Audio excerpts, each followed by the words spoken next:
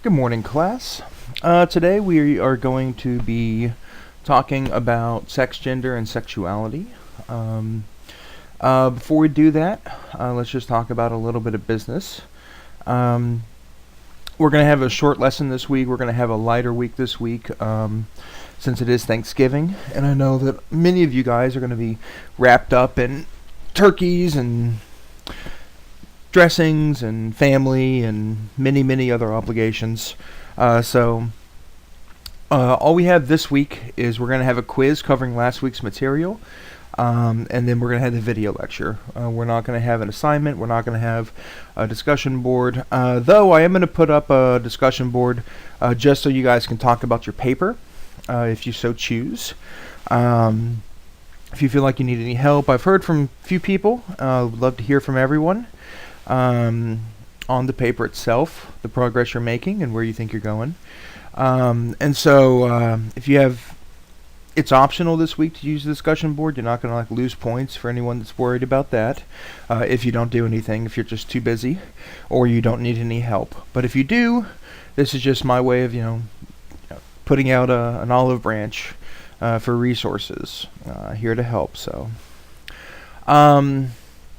otherwise, we're kind of approaching the end of the semester, and I want everyone to keep their eyes on the prize, which is, successfully completing this course.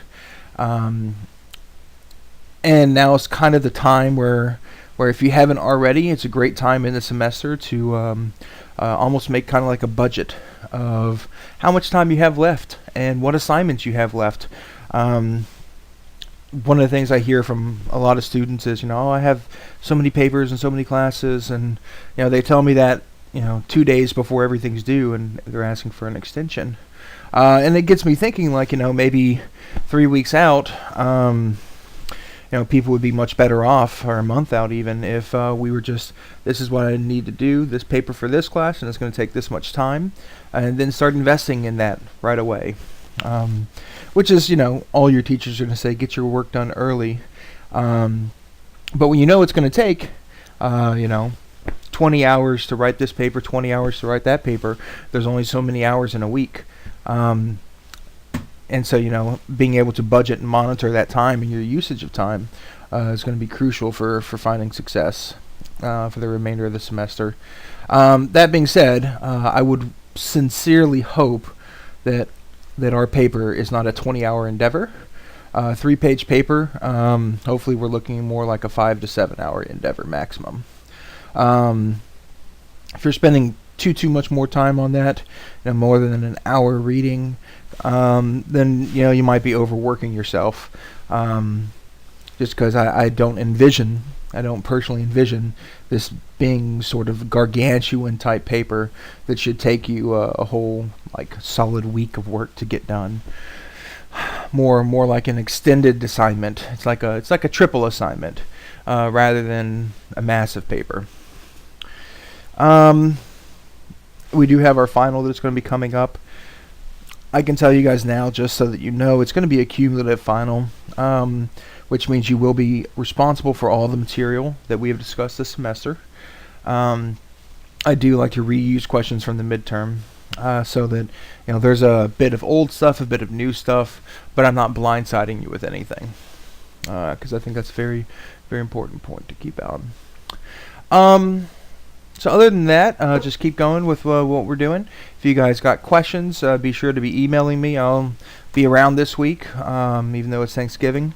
I'm not going to disappear or anything. So if you guys need help, need assistance in any way, just touch base. So I guess let's talk a little bit about the origins of sex and gender. Our book is going to go a little bit more into detail than we're going to, and it's going to cover a few extra things that we're not going to spend time on because this is going to be kind of a short week. And then we're also going to spend a little bit more time talking about other things like the sex-gender system that doesn't fully get explicated in our textbook. I think there's a lot of caveats in discussing sexuality and discussing gender.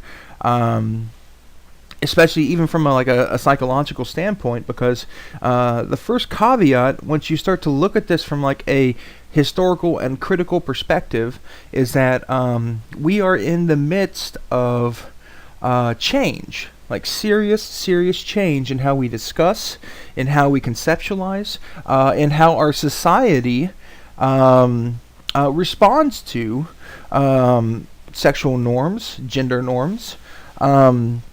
And there is both a lot of social activity, a lot of political activity, and that in some ways influences, to a very high level, the way we conceptualize things psychologically. To wit, if we were to look at like the DSM, which is the manual that a psychiatrist will go to look at like variety of different things on general mental disorders. It wasn't until like I think 30 years ago that homosexuality was taken off as a mental disorder. Transsexuality is still considered a mental disorder. And these are, today, these things are still in the forefront of our political consciousness as well as our social and cultural consciousnesses. Politically, I remember when they had that whole thing in, well, I say remember is a strong word if you can't conjure up the details. Was it Memphis? Where they made the big to-do about guys and girls going into the right bathroom. But it's kind of at the heart of this debate, this conversation about what makes a man a man, what makes a woman. Do we have the ability to self-identify, et cetera, kind of playing upon a history of, dare I say, like, I don't want to say prejudice, but yeah, I mean a little bit of prejudice against intersex people. And the point being is that we're kind of in this stage where I don't want to say psychologists are behind, because they're not, but there is definitely a dissonance, a difference of opinion between old guard psychologists and then people that are pushing the forefront. A lot of the early like studies on homosexuality and what counts as deviant behavior were driven by psychologists and then rebutted by psychologists. And so you had this sort of conflict within, and I want to call attention to that as we're discussing. What does sex mean to us? What does gender mean to us?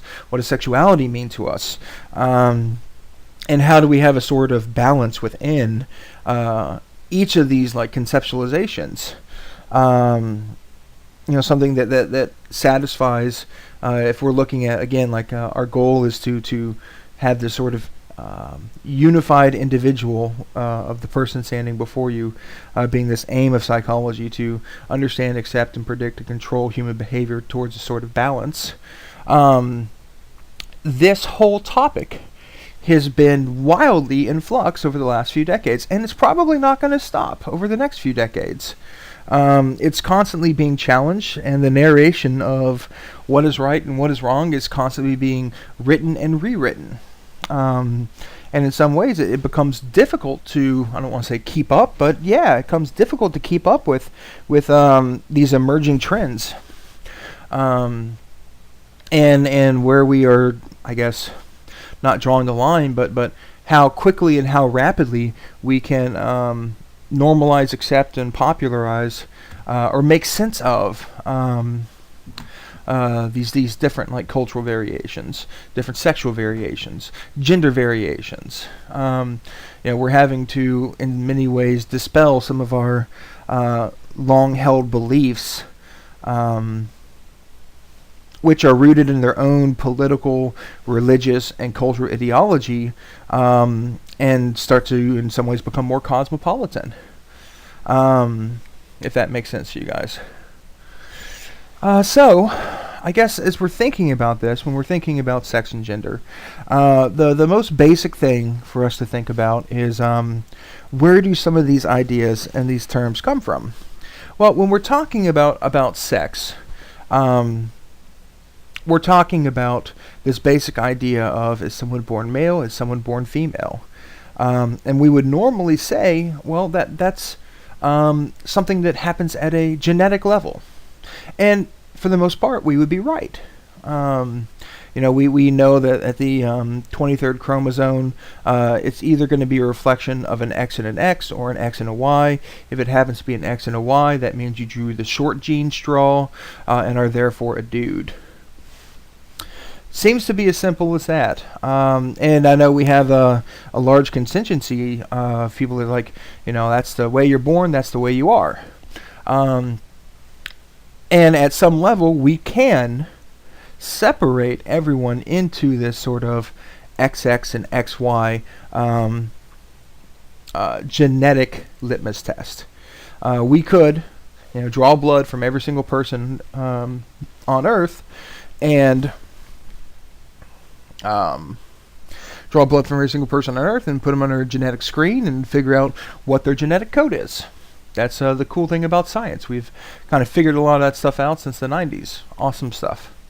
But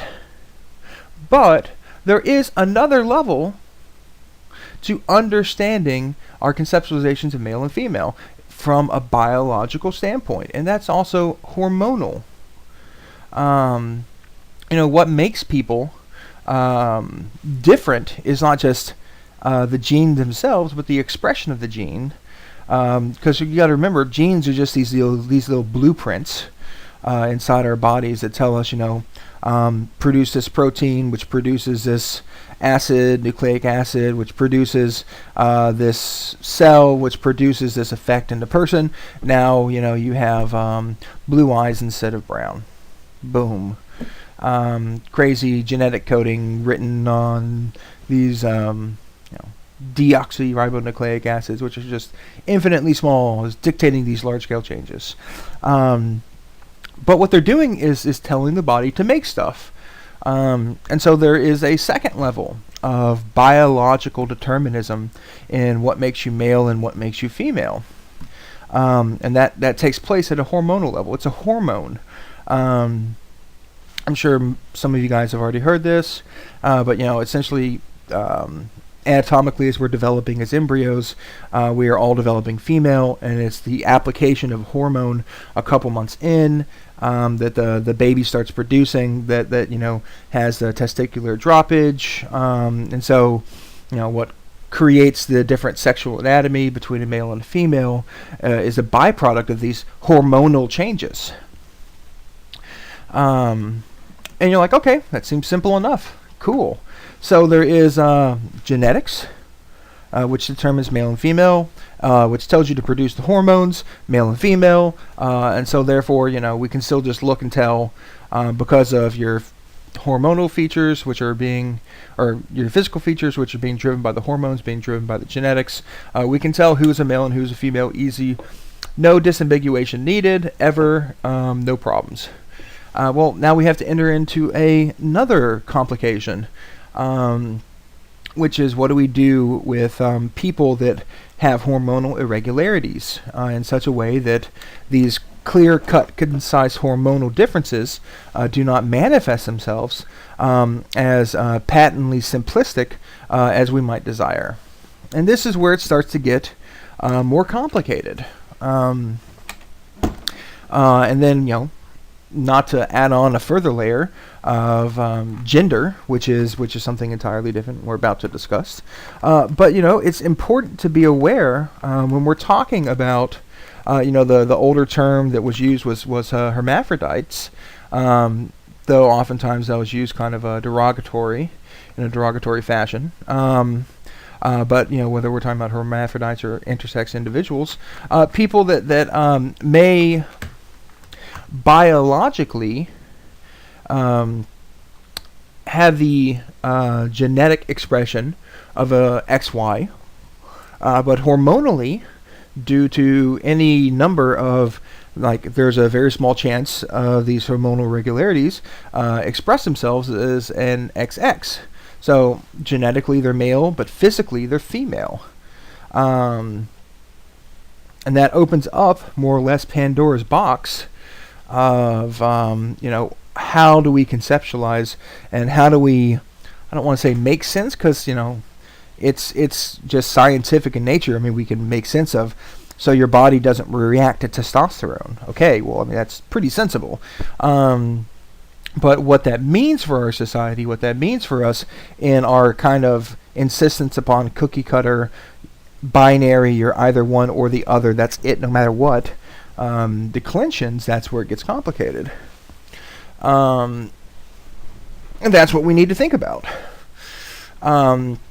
And then furthermore, on top of the genetics, on top of the hormonal expressions, we have a cultural origin of male and female. And this is something I also want us to take note of, because as much as we think like it is what it is, we also need to think it is what we are.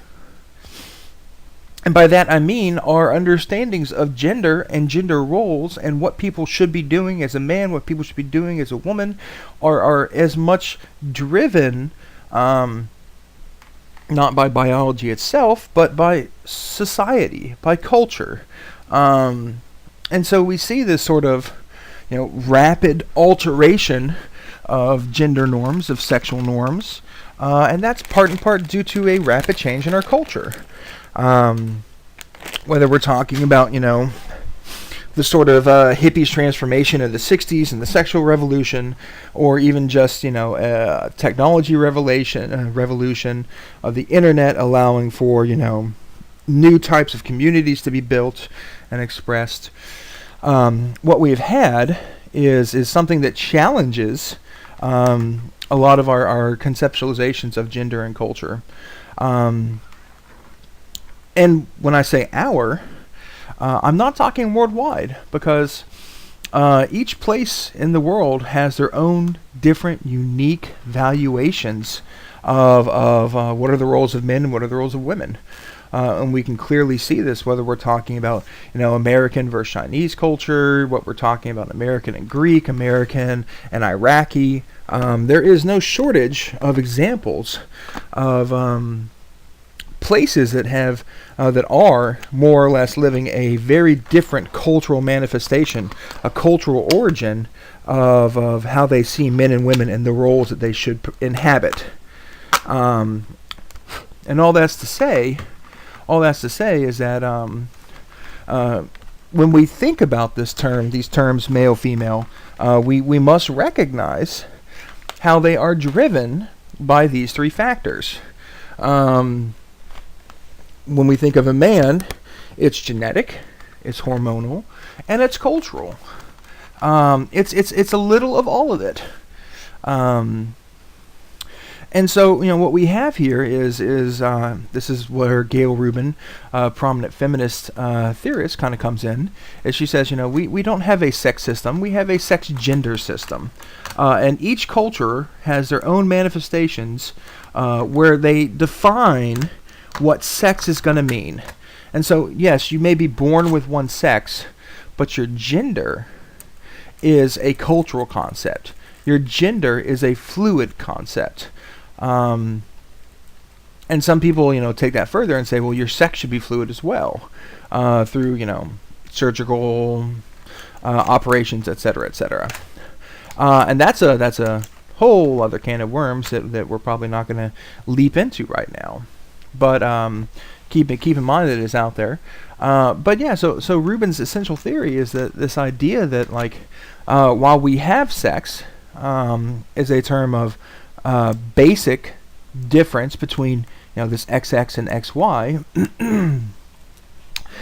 it is the gender fluidity that changes between cultures, that changes between societies, and is the thing that we can be scrutinizing of. And like I said, she was a prominent feminist, or is a prominent feminist, and so she's giving us these tools to understand our own society, and maybe what we might call a patriarchal blindness at times, as it is expressed, and saying that these sorts of things that we might attribute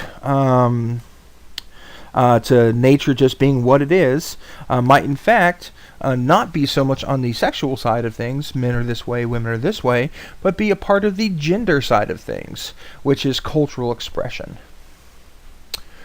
And so what that does is it takes us to this place where when we're examining what makes a boy, a girl, is it as simple as, one likes pink and one likes blue? Probably not. Case in point. If you guys are very familiar with the history of clothing and the history of colors, pink was traditionally a masculine color. It was actually seen as a color of immature red. And so you would commonly see boys dressed up in pink. Boys would be dressed up, especially as they approach those like prepubescent years, when they're kind of getting close to becoming a man. It would be fashionable for a boy to have something pink on. And that was a manifestation of they are, immature red. It's red light. Almost as nice as the real thing, but not quite. And it wasn't until I think it was diaper manufacturers, if I remember correctly, maybe swaddling manufacturing, where they created this sort of like a color variation. And I think I remembered, it must not have been like disposable diapers, but if I remember correctly, I'm shooting from the hip here because it's been about like 10 years since I read this book. It was theorized that it was because they wanted to prevent people from reusing. Like if you have a boy and then you have a girl, well, we'll make all the boys wear blue, all the girls wear pink. Therefore, when you had that second child of a different gender, you need to go get new things for it. So there was this sort of market economy driving forces, because if you have to have two sets of colors instead of one set of colors for your baby, you'll have to get twice as much. Like I said, take that with a grain of salt. I'm shooting from the hip, but I think there was something behind that. I remember reading a book years and years ago. So we even had these sorts of like assumptions of color, assumptions of hobbies, assumption of what they like, of who they are, and is that something that's being sexually defined, or is that something that's being gender defined? And if it's being gender defined, then it's something that's cultural. It's something that's subject to change. It's something that is not heir apparent, but manufactured in its own right. And that's a very important difference to kind of get down.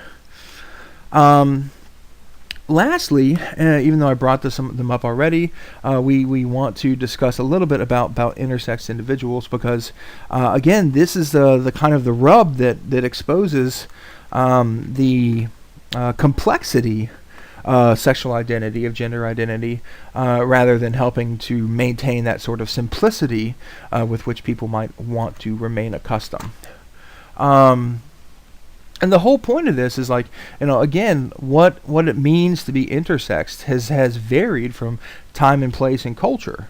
There's a time in Indian culture, and we're talking like middle of Asia, India, not Native American India, where hermaphrodites were seen as a sort of boon, a sign of fertility, and virility and femininity all meshed into one, and so it was a sign of good fortune. You would actually pay someone who was intersex to appear whenever you were having a wedding. They would be treated as a guest of honor because this is a boon for the marriage to be. Whereas, in our culture today, there's a lot more hesitancy, a lot more issues, and so there's a completely different cultural response to what it means to be intersexed. Quickly moving on,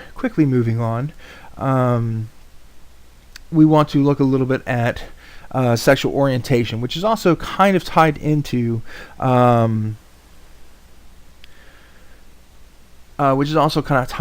our sexual identity as well as our gender identity. But again, it's something that we must insist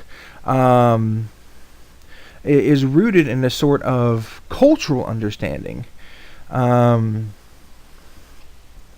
because it's something that's being driven through time and through its incarnation in various societies.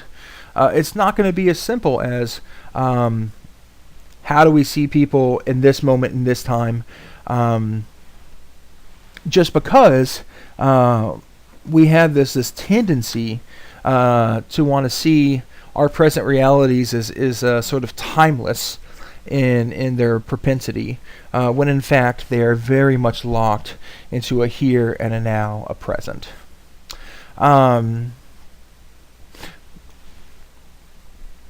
Because when we think, obviously the hot button issue is like homosexual marriage in America, and the sort of like DOMA legislation that took place in the 90s, and the fight that's been going against it ever since. And it's a very, very potent conversation that's been taking place for the better part of almost 2 decades, it looks like. Well, much longer than 2 decades. But it's a conversation that says, where do we stand in terms of people that are gay and the sort of legal rights that they're going to get to have compared to people that are straight. Is everyone going to be afforded the same sort of legal protection in marriage? And when you just start framing it like that, well, you're going to say, of course, everyone should be afforded the same legal protection. But you have to think that this is a relatively new, and by relatively I mean within the last 10 years, the majority of Americans did not believe that gay couples should have the same sort of legal protection as a straight couple. And so outside of some of the more East Coast and West Coast states, most Americans, labored under the sun thinking that there is something fundamentally different between a heterosexual and a homosexual couple, being tied in with this sort of religious ideology that's expressing that. I remember I grew up with a kind of Southern Baptist preacher who was very hellfire about, the differences between gay and straight and how gay was not okay. And that was a sign of the times with these sort of like Southern Baptist preachers.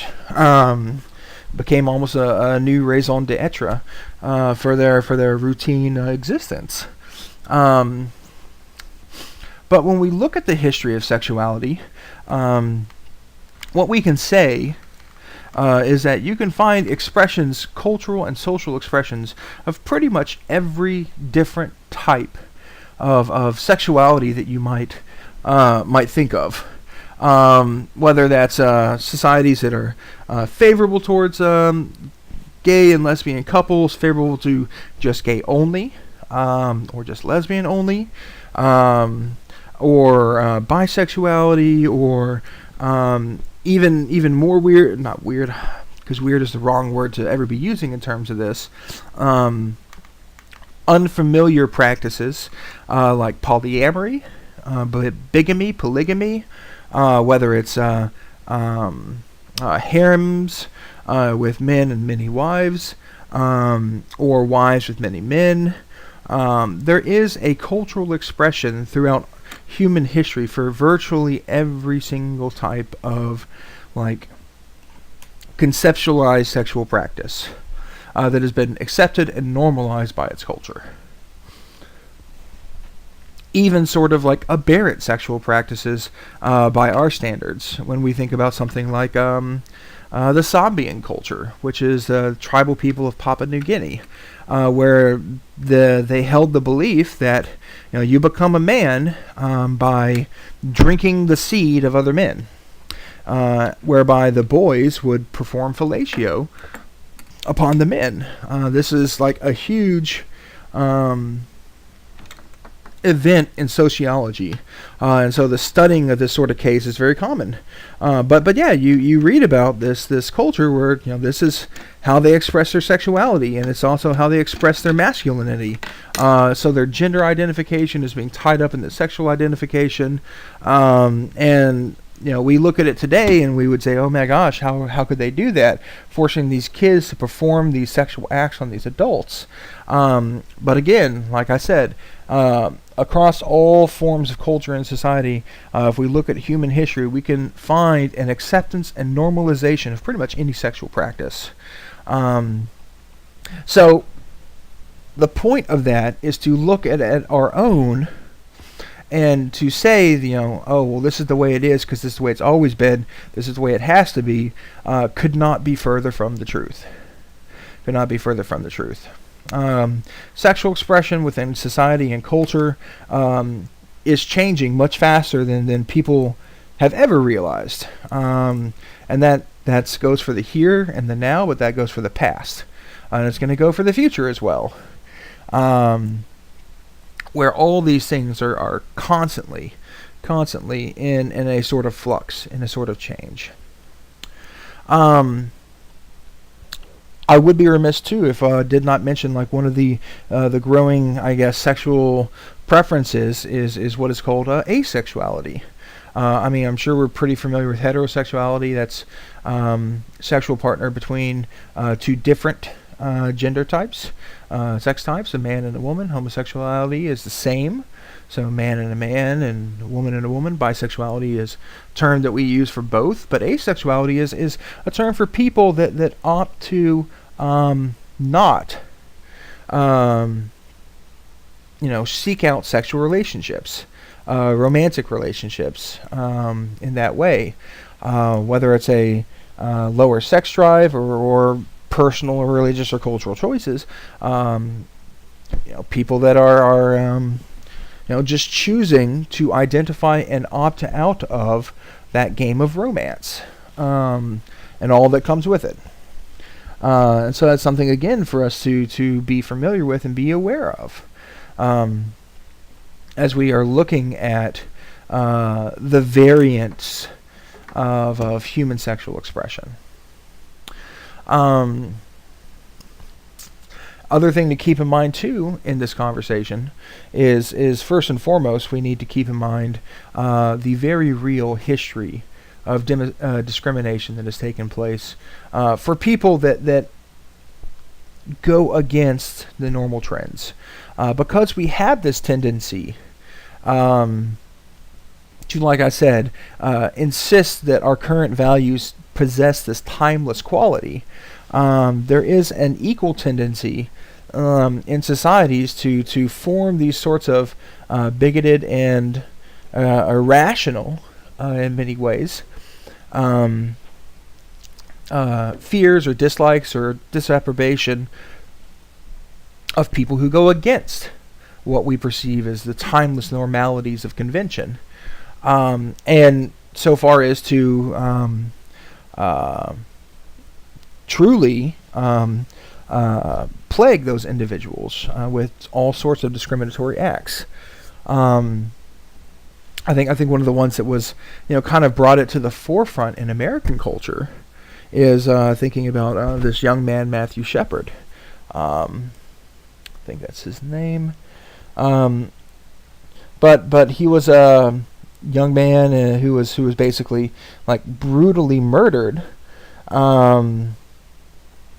in Wyoming, I believe, for being gay, like dragged from the back of a pickup truck, and then just terrible things were done to this poor kid, and it brought out a very dark side of something that can be pretty commonplace, where we talk about bullying, we talk about abuse.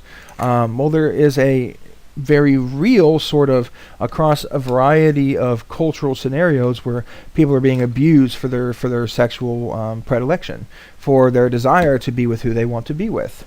And in America, we the land of the free, provide opportunities as much as we see fit towards everyone.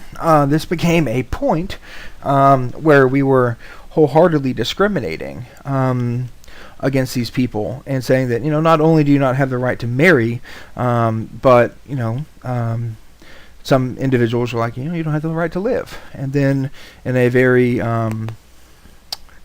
almost KKK-esque openness, targeting and hunting down people that were gay. And so we have to understand this very near. I think he was killed in 1998. This very near part of American history that comes with this discussion on sexuality, because this is the flip side of let's understand where everyone comes from. There's a large portion of our society that is still struggling to understand that and acting out in these sort of violent and we would say unacceptable ways. Last thing that we're going to talk about, and we're going to probably wrap this up kind of quickly because I want to have a shorter lesson for the Thanksgiving week, is talking about the impact of culture and sex in culture. And this is more than just conversation on porn, though there is so much that we could say about this topic. Like one of the most famous 21st century philosophers, Slavoj Žižek, has a guide to pornography, just because of all the fascinating cultural statements that are being made about what we watch and what people do, and how that's radically transforming, and not in a for better or for worse way, but how that is affecting not only us as we relate to one another, but relate to media, our homosocial relationships, our heterosocial relationships. When we think about sex in society, there is so much that we can talk about. Like the impact of 50 Shades of Grey, not only in terms of the popularization of the sort of open popularization of these fanfic sex novels, since it was based on Twilight fan fiction. That's a conversation of itself, but also I remember when I was working at a bookstore when this thing first came out, and I was like, oh no, I'm so highbrow, I'm never gonna like anything like that, and everyone that likes all that is crap, blah blah blah. This sort of elitist mentality of literature. And I remember doing a little material research and come to find out the popularity of 50 Shades of Grey was so high that it kept a paper factory in business. The unexpected boom in book sales, the millions of books it sold just on a lark, was so great that it kept people employed. The 100+ people that work at this paper factory were kept in business for another season, another spell, because of how many people were reading, increased from prior years, thanks to this dirty, smutty novel. And when I think about the sort of literary enthusiasts who might snub their nose at this sort of calculation, all I can think about is just how intertwined the market is with sex and how important that market is to our everyday lifestyle. And that's an important part. We say that sex sells, but thinking about what sex sells, and how the things that it's selling are going to not only impact us in our psychological framework, but also in our material framework as well. Now, I start here saying the role of sex in society is, of course, first and foremost, an evolutionary role, because the end goal.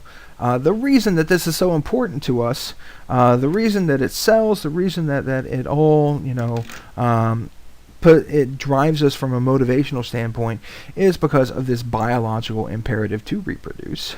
And that is almost like the one biological imperative for all living creatures is to produce more living creatures. It is not a human thing. In fact, I say that there's kind of jokingly with my friends, there's a inverse correlation. The more fit you are to survive, the less you have offsprings. The less fit you are to survive, the more offsprings, the more sex you have. Because if you can't out combat your enemies, if you can't out think, out speed, out strength, out guile, out fight your enemies, then evolutionarily speaking, you want to outbreed your enemies. And To wit, the most apropos example of that is a rabbit, a creature that it's soft and fluffy and tasty and a little bit fast, but not really, and super high strung and can die 1,000 ways at once. Not really the paragon of natural selection in terms of defense or offense, but what it does really, really, really well is lots and lots of sex to produce lots and lots of offspring. Kind of hearkening back, yes, our primary motivation was sex. As much as we dress it up, as much as we doll it up, whether it's through sexualization, glamorization, or through any sort of religious, cultural piety, is to produce more offspring, is to advance the species, advance your own genetic legacy, and everything else behind that is almost window dressing for what's going on. But there is much to be said, and unfortunately we're going to leave a lot of what needs to be said in terms of going through our textbook, but looking at how sex has influenced our markets. I use this phrase, sex sells, and as we've seen, sexualization has become more and more and more prominent over the past 50 years of marketing.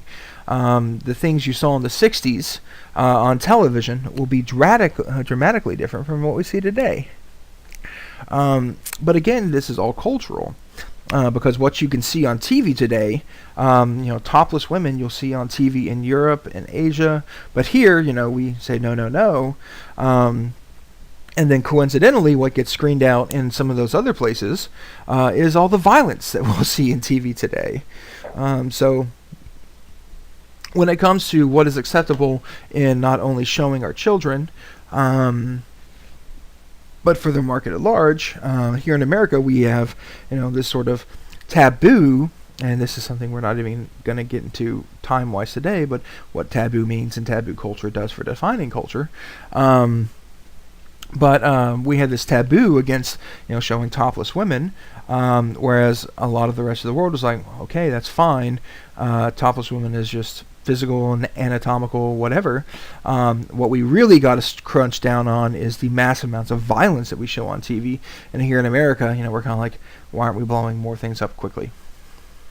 Weird, paradoxical, when you see that, you'll see blood being edited out, but not breasts, when you're in other countries.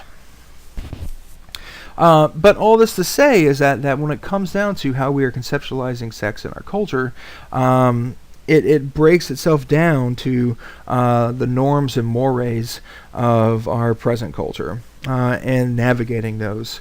And as I mentioned here, that double standard that exists as well, between even though we've had this quote-unquote sexual revolution in the past 20 years, what is man's sexuality versus woman's sexuality? What does it mean to be a virile man versus what does it mean to be a feminine woman in terms of sex and sex in the workplace, and the 50-year-old dude with a 25-year-old girl being considered acceptable, but you flip those roles, and oftentimes we would say that sort of relationship is unacceptable, or undesirable, or whatever else. I guess the last thing I just want to call attention to point to, is the this is something that's continually going on, and we're watching our acceptance and valuation of rape and rape culture change before our eyes. This past year, we've seen tons of people kind of almost outed as sexual predators, sexual assaulters, and it's something that many years ago was kind of a hush hush, don't ask, don't tell. Just don't even worry about this sort of thing because it's too much of a hassle. Whereas as today, a lot of these things are being brought out into the light and being evaluated. And that's probably a good thing. I mean, it's absolutely a good thing. But when we think about rape and we think about rape culture, um, there is tons of studies out there for people that might even be still looking at a topic for their paper, that look at, what are the impact upon the individuals, what are the impact upon the peripherals, how does it impact the victim, how does it impact the victimizer, for rape and all these sorts of sexual assault cases. So a lot of things to think about when we're talking about sexual violence being perpetuated against other people. I'm going to leave it with there because that's a terribly heavy note to leave a lesson on, but it will happen nonetheless. Have a great week. Enjoy your Thanksgivings. Make sure we're staying on top of our work. Everyone, just take care.